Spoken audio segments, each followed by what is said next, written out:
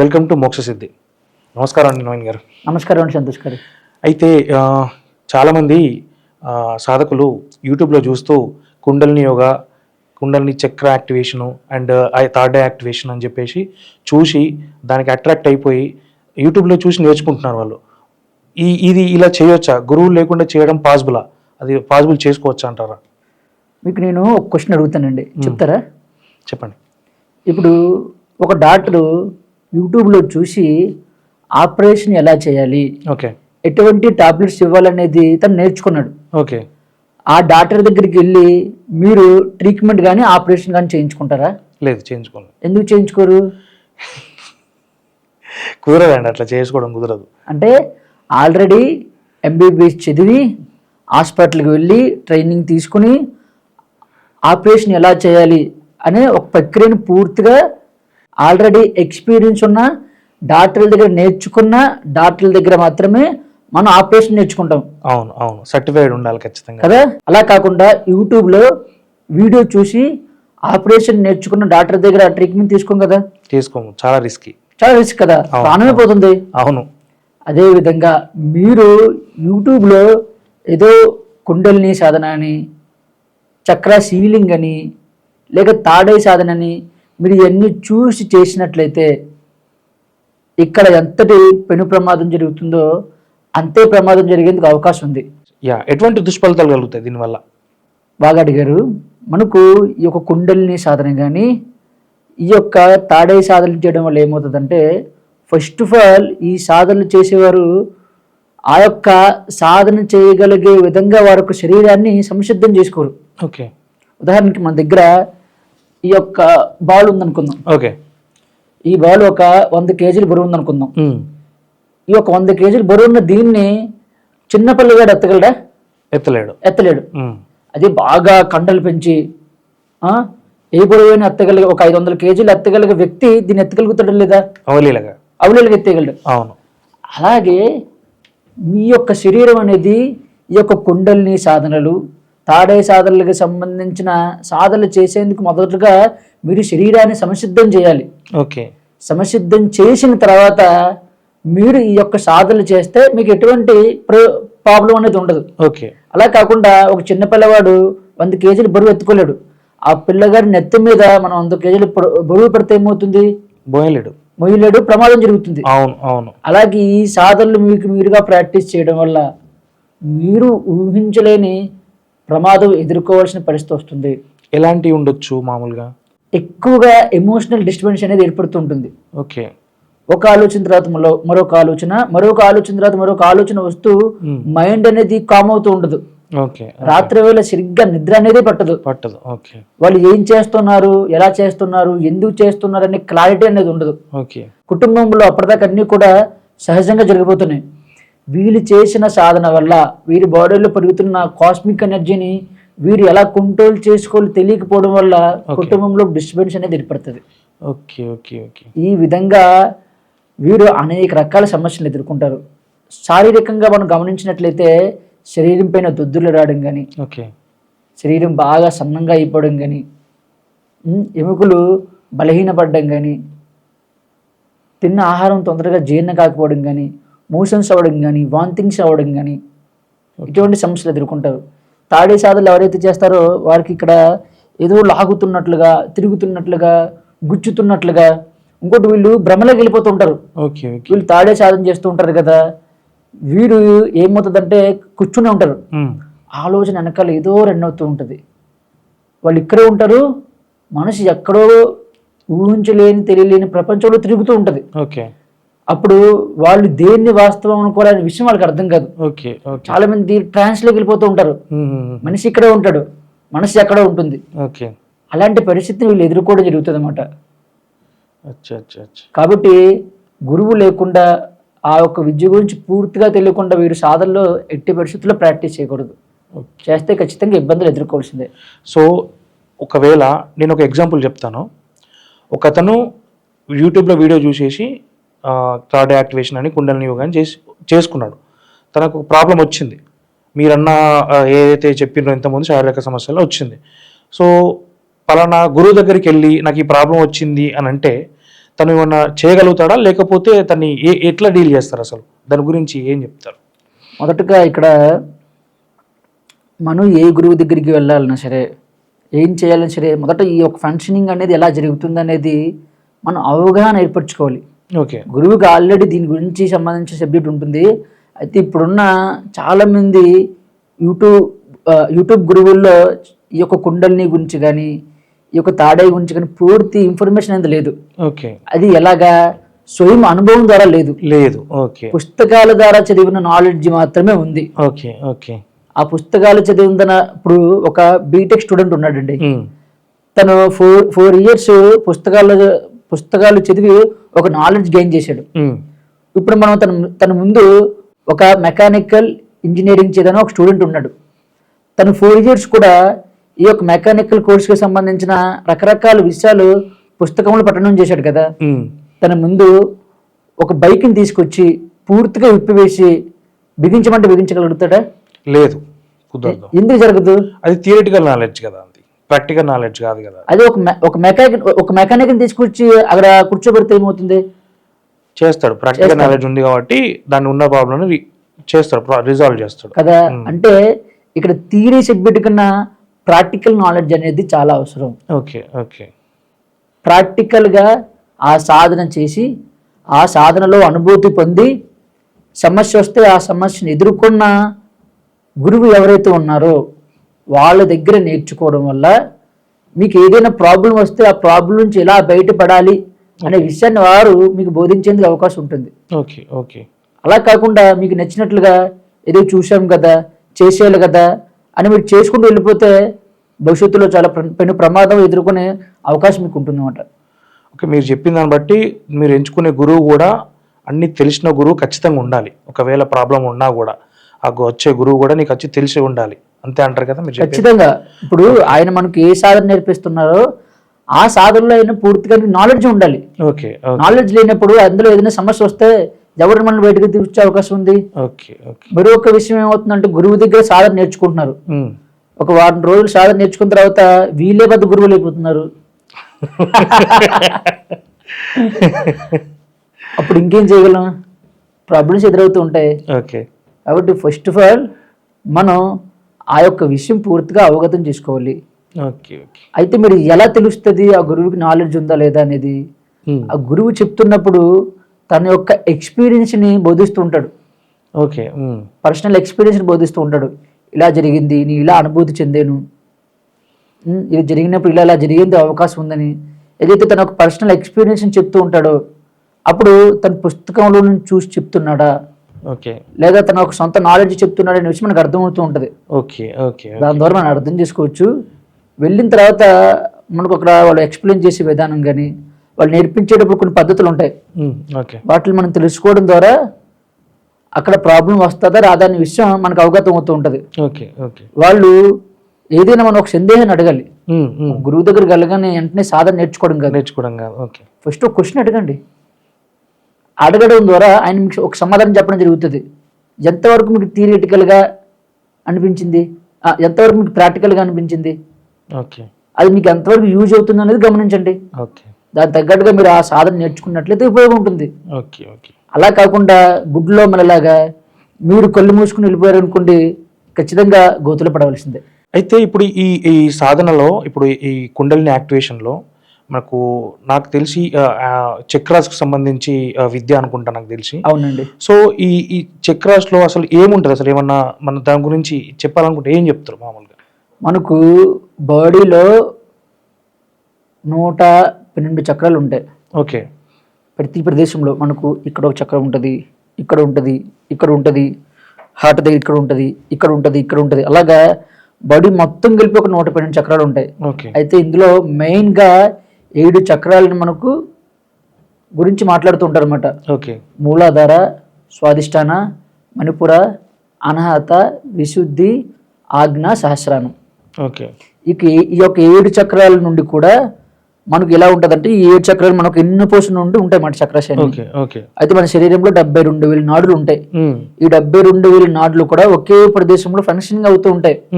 అవి ఎక్కడ అయితే 7 చక్రాల ప్లేసెస్ ఉన్నాయో ఆ 7 చక్రాల ప్లేసెస్ లో మనకు ఒక మనం ఉన్న ప్రదేశానికి కరెంట్ వస్తుంది కదా, అవును ఈ కరెంట్ ఎక్కడి నుంచి వస్తుంది, మెయిన్ ట్రాన్స్ఫార్మర్ ఉంటుంది. అవును అవును అలాగే ఈ యొక్క చక్రాస్ ఉన్నాయి కదండి, అవి ఒక మనకు ట్రాన్స్ఫార్మర్ లా పనిచేస్తుంటాయి.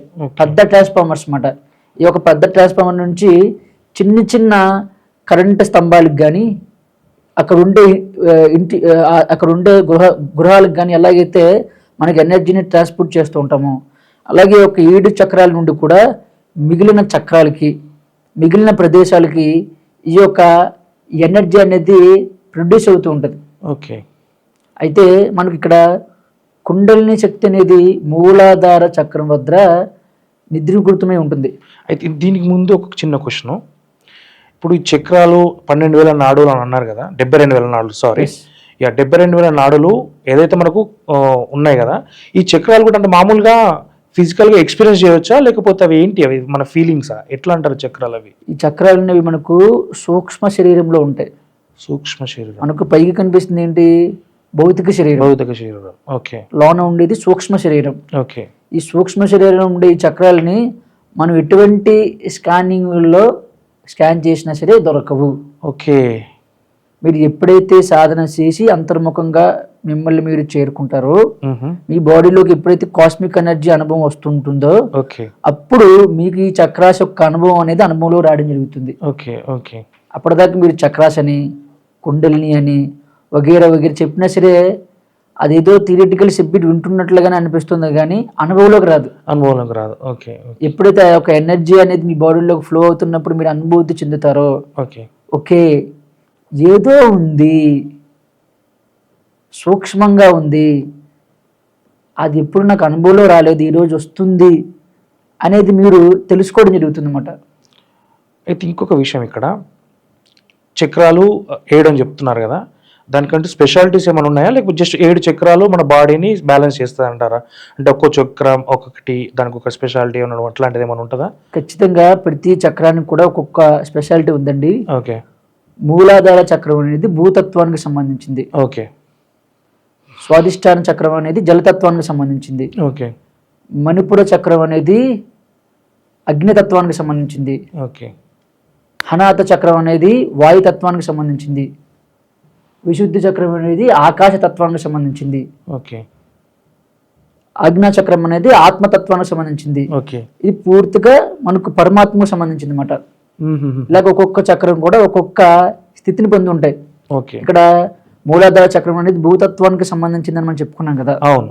భూమి ఏ విధంగా ఉంటుంది, బలంగా ఘన పదార్థంగా ఉంటుంది. అవును. అలాగే మన శరీరంలో ఎముకలు కానీ, చర్మం కానీ, మాంసం కానీ ఎలా ఉన్నాయి, ఘన పదార్థం కదా. అంటే ఈ మూలాధార చక్రం అనేది మన యొక్క ఎముకలు, మాంసము, చర్మము వీటిని అది ఎనర్జీ పంపిస్తూ ఉంటూ ఇవి ఆరోగ్యవంతంగా ఉండే విధంగా చూసుకుంటుంది అన్నమాట. ఓకే. ఓకే. ఈ మూలాధార చక్రం అనేది బ్లాక్ అవ్వడం వల్ల ఎనర్జీస్ అనేవి మీరు ఎక్కువ కానీ లో కానీ అవ్వడం వల్ల మన శరీరంలో ప్రాబ్లమ్స్ వచ్చేందుకు అవకాశం ఉంది. ఇలాగా ఫిజికల్గా ఇక్కడ మనం స్వాదిష్టాన చక్రం ఉంది, అది ఈ ప్రదేశంలో ఉంటుంది, మనకు సెక్షువల్ ఆర్గన్స్ ఉండే ప్రదేశంలో ఉంటుంది. ఇది జలతత్వాన్ని కలిగి ఉంటుంది. మన శరీరంలో జలతత్వం ఏముంది, బ్లడ్. అవును. అలాగే రకరకాలుగా ఉండే రసాయనాలు, మనం తాగుతున్న నీరు, ఇవన్నీ కూడా జలతత్వానికి సంబంధించినవి అన్నమాట, ద్రవ పదార్థం లాగా. అవును.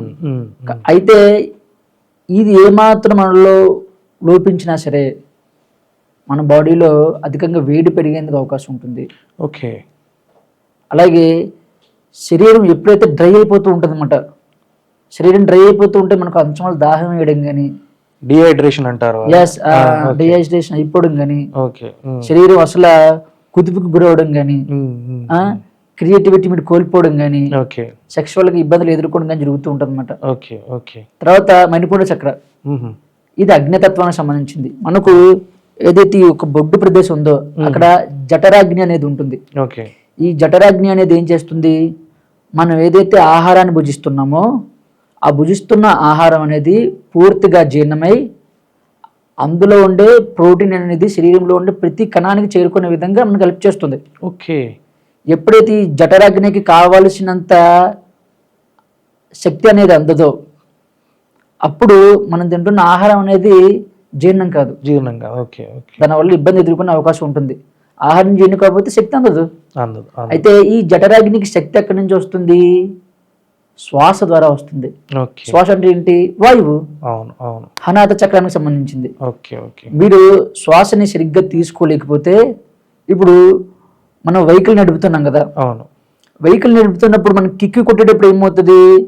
ఈ యొక్క ఇంజిన్ లోన పెట్రోల్ అనేది కొంచెం ఇలాగ లోనకి పైకి ఆ పంపుల నుంచి కొంచెం వెళ్తూ ఉంటుంది. అవునవునవునవును. వెళ్తున్నప్పుడు ఈ కిక్కు కొట్టినప్పుడు చిన్నగా స్పార్క్ ఏర్పడుతుంది. అవును. అక్కడ మనకు ఆక్సిజన్ అందితేనే అది అక్కడ బర్న్ అవ్వడం జరుగుతుంది. ఓకే. ఆక్సిజన్ అందకపోతే బర్న్ అవ్వదు. అవును. ఈ యొక్క ఇంజిన్ అనేది స్టార్ట్ అవ్వదు. అవును. అలాగే ఏదైతే మనకు జఠరాగ్ని అనేది ఉందో దానికి కావాల్సినంత ఆక్సిజన్ అందకపోతే అది బర్న్ అవ్వదు. ఓకే. ఓకే. వేడి అనేది ఉత్పత్తి అవ్వదు. ఇప్పుడు మీరు గమనించండి, నార్మల్గా మనకు ఏదైనా జ్వరం వచ్చినప్పుడు బాడీ అధికంగా వేడిగా అనిపిస్తుంది. అవును. అలాగే అనుకోకుండా ఒకసారి బాడీ అనేది బాగా చల్లబడుతూ ఉంటుంది. చల్లబడిపోతుంది. అవును. అంటే మీ శరీరంలో ఉష్ణోగ్రత అనేది చేంజ్ అవుతూ వస్తుంది. అవును. అవును. అవును. అవును. అది మీ యొక్క మణిపుర చక్రం అనేది హ్యాండిల్ చేస్తూ ఉంటుంది అన్నమాట. ఇక్కడ అనాహత చక్రం అనేది వాయుతత్వానికి సంబంధించింది. ఓకే. కాబట్టి ఈ వాయువుల్లో ఏదైనా చేంజ్ వస్తే ఆటోమేటిక్గా మీలో చాలా ప్రాబ్లమ్స్ వస్తాయి. లంగ్స్కి సంబంధించిన ప్రాబ్లమ్స్ వస్తూ ఉంటాయి. ఆహారం సరిగ్గా జీర్ణం కాకపోవడం అని, ఇలా రకరకాల సమస్యలు మీరు ఎదుర్కోవడం జరుగుతుంది. తర్వాత విశుద్ధి చక్ర. ఓకే. ఇది ఆకాశతత్వం. ఓకే. మన శరీరంలో ఆకాశం ఉందంటారా? చెప్పాలి మీరే అది.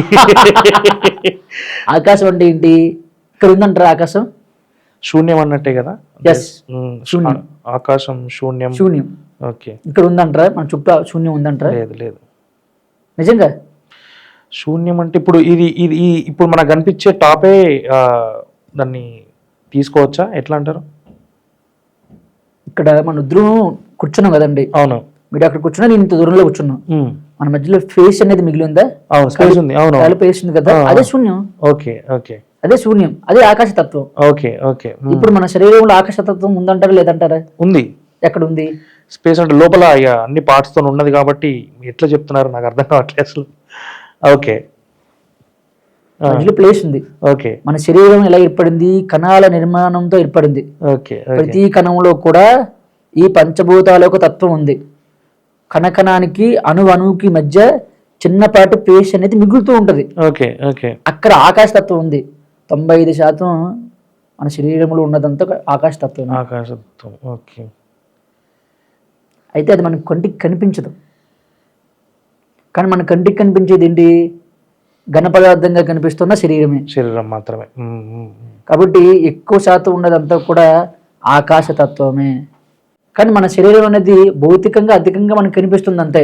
అవును. అవును. భూతత్వంలో, అగ్నితత్వంలో, వాయుతత్వంలో, జలతత్వంలో, మళ్ళీ ఆకాశతత్వంలో కూడా ఆకాశం ఉంటుంది.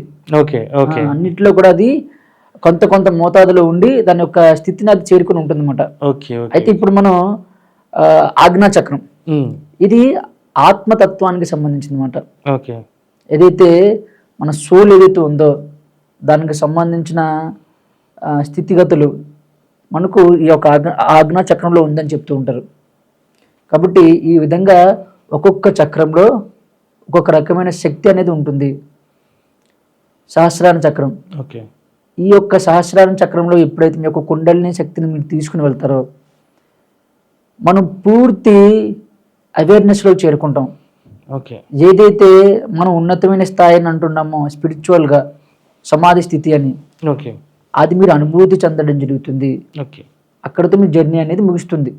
ఇంకా అక్కడి నుంచి చేసే రకరకాల సాధనా పద్ధతులు కానీ అలా చేయడం వల్ల మీరు పూర్తిగా తర్వాతిసారి జన్మ తీసుకోకుండా అక్కడితో మీ జన్మ అనేది ముగుస్తుంది అన్నమాట. ఓకే. ఓకే. దానికి చాలా రకాల పద్ధతులు ఉంటాయి. అది గురుముఖంగా తెలుసుకుని ప్రాక్టీస్ చేయాలి. ఓకే. చూసారు కదండి, ఎప్పుడైతే మనం చేయాలనుకున్నప్పుడు ఖచ్చితంగా గురువు సమక్షంలో చేయాల్సి ఉంటుంది. అది ఏ చిన్న సాధన అయినా గురు సమక్షంలో చేయాల్సి ఉంటుంది. థర్డ్ యాక్టివేషన్, కుండలిని యోగాని యూట్యూబ్లో చూసి చెప్పడం అనేది కొంతమంది థియరిటికల్గా తెలుసుకొని చెప్పిన వాళ్ళు ఉంటారు, కొంతమంది పెద్ద పెద్ద యోగులు ఉంటారు చెప్పడం. అది మనము వాళ్ళ దగ్గరికి వెళ్ళి వాళ్ళతో మాట్లాడి డిసైడ్ చేసుకొని చేయాల్సిన విషయం అది. దయచేసి ఇట్లాంటి విషయాల్లో చాలా జాగ్రత్తగా ఉండాలి. థ్యాంక్ యూ సో మచ్ అండి. Thank you. Thank you.